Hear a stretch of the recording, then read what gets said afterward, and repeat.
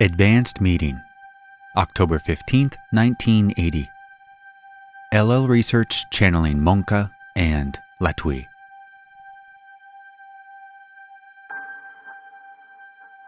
Carla channeling. I am with this instrument. I am new to this group. I and my brothers are members of the Confederation of Planets of service to the Infinite Creator. We have been having difficulty giving our name to this instrument. She is aware of this name and does not believe it. However, I am Monka.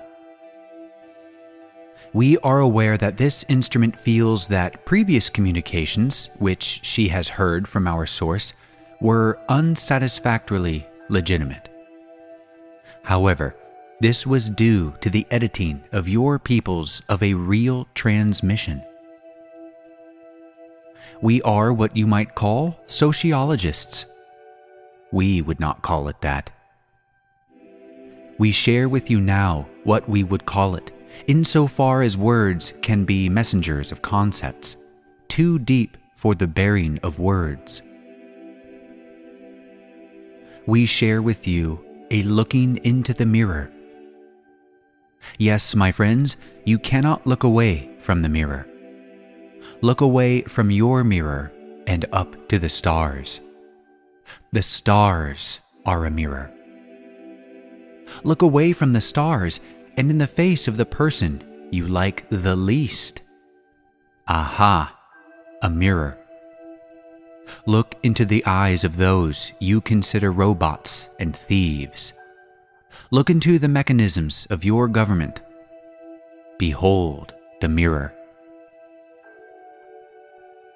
How little you know of yourself, my friends, if you do not know that all things are you. When you study, what do you study? Whatever it is, you are studying yourself. Stare deeply into yourself. Leap at that mirror. What do you feel? What do you deny? You are looking in a mirror. You are looking at your shadow. Drink it. We know that each of you is concerned for this planet, and we have great concerns for your peoples also. We have attempted through other instruments to give you an idea of proper society, proper economics, the proper raising of children, the proper structures of a society based on the love and the light of the Infinite Creator. We do not say that we have failed, for we are looking in the mirror also. And we know that our image is infinite, and failure is far too infinite of a concept to consider. Unfortunately, at this time, so is success. I am Monka. I introduce myself to you and offer what little I have to say. I am as wordless as a fly upon the wall, but I can only urge you to continue to be both merciless and idealistic, both fierce and tender. For those who love mankind must indeed use the sword and embrace. Look always straight and without sympathy at yourself wherever you may find that manifestation in the mirror of your existence. We have probed both of the other instruments and find that perhaps it would be better if we worked a bit more before we attempted contact.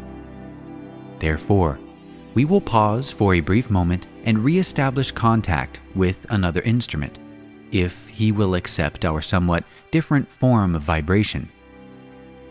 We pause in love. I am Monka.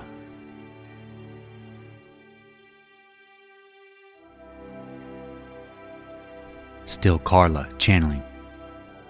I am again with this instrument. I am Monka. We will return to this group if it is desired by those of you who are here. We do not feel that we come to all of those in your group. However, this group has the proper tuning. Would you desire for us to return at another time, my brothers? Several group members at the same time. Yes. Monka. We are gratified to find our poor presence requested again, and therefore will indeed again come to you. It is our honor to leave you with all of our love and light, as messengers of the one infinite creator of the universe of one being. I am Monka. Peace to you, my brothers, and love.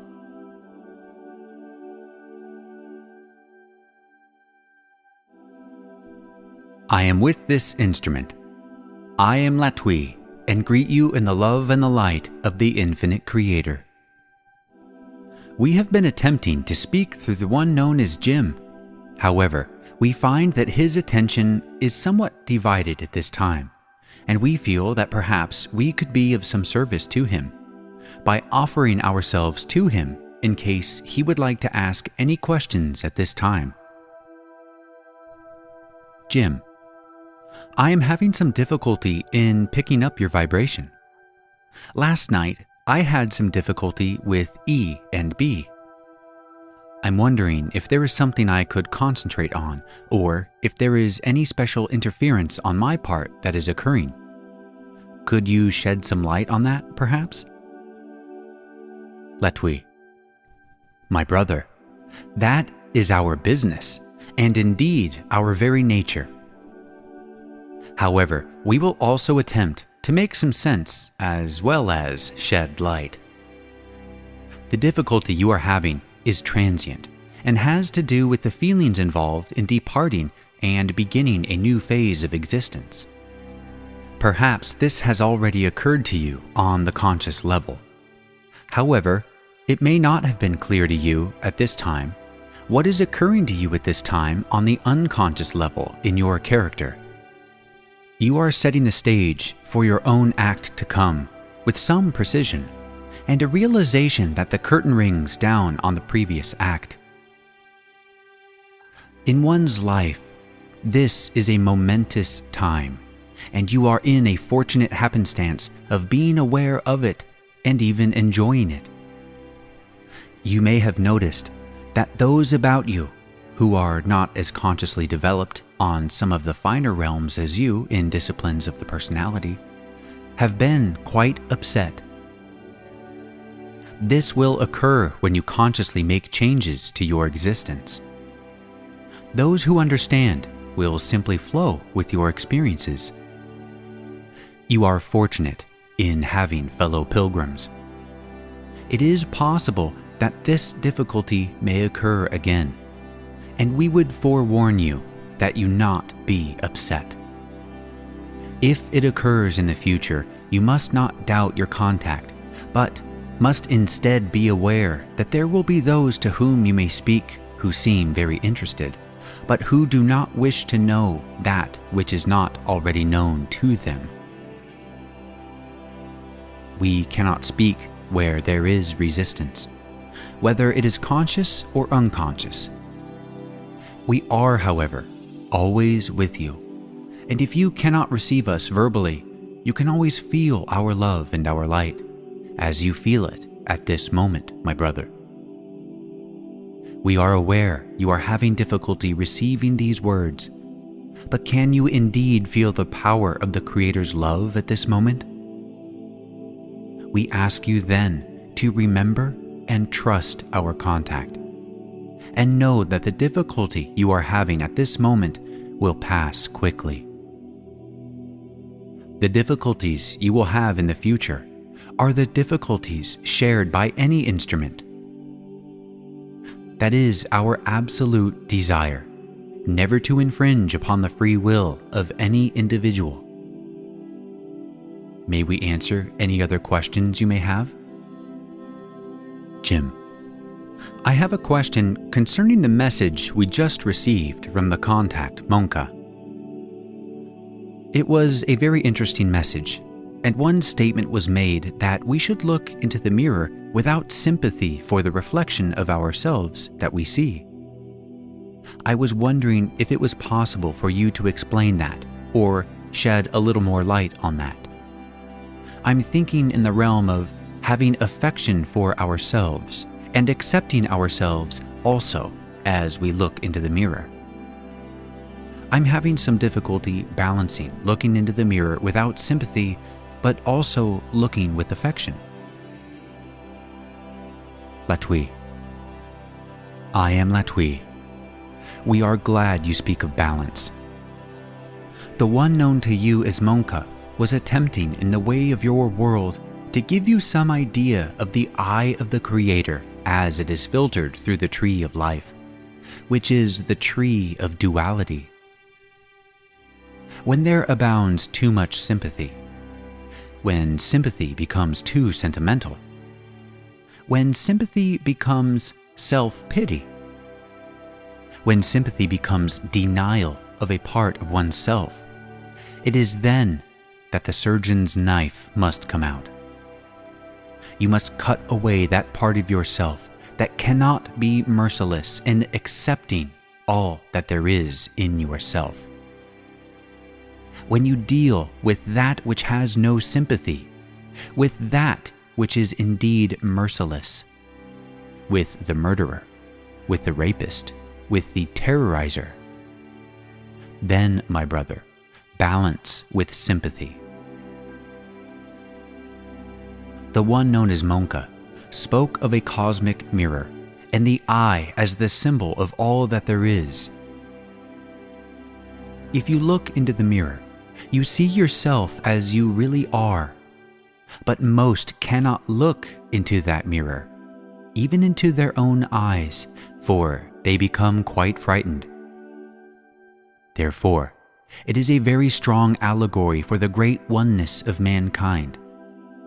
To love oneself fully is to know without mercy the folly of the depths of one's heart. It is to know and accept without mercy the deepest and most degrading parts of one's being. For they are not fantasies, my brother. They are all being acted out against the stage of this experience on your sphere of existence at this time. As we speak to you in cosmic gentleness, many terrible things occur. At this very moment, can you cry mercy? No, my brother.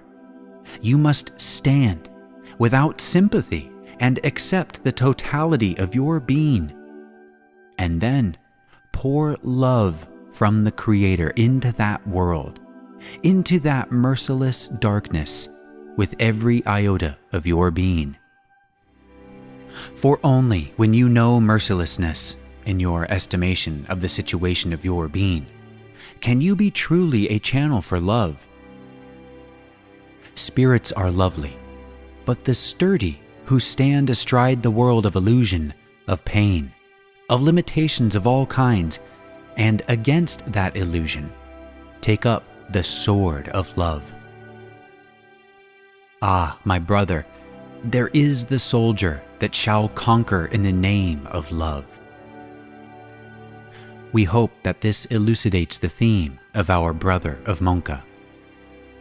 May we answer you further? Jim. No, Latwii, that was very beautiful. Thank you very much. Editor's note: a dog is howling outside.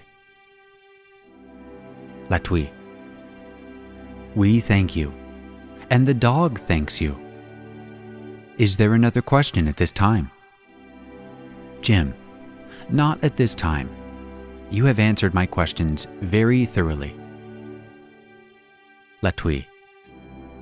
We are glad, my brother. We will at this time surround you in our vibration, that you may carry a charge with you and fear no more that you could ever lose our contact.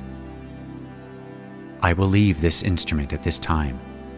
I leave you in love and light. I am a fool called Latwii, poor messenger of the infinite Creator. Adonai Basu. Go forth then, rejoicing in the power and the peace of the one infinite Creator.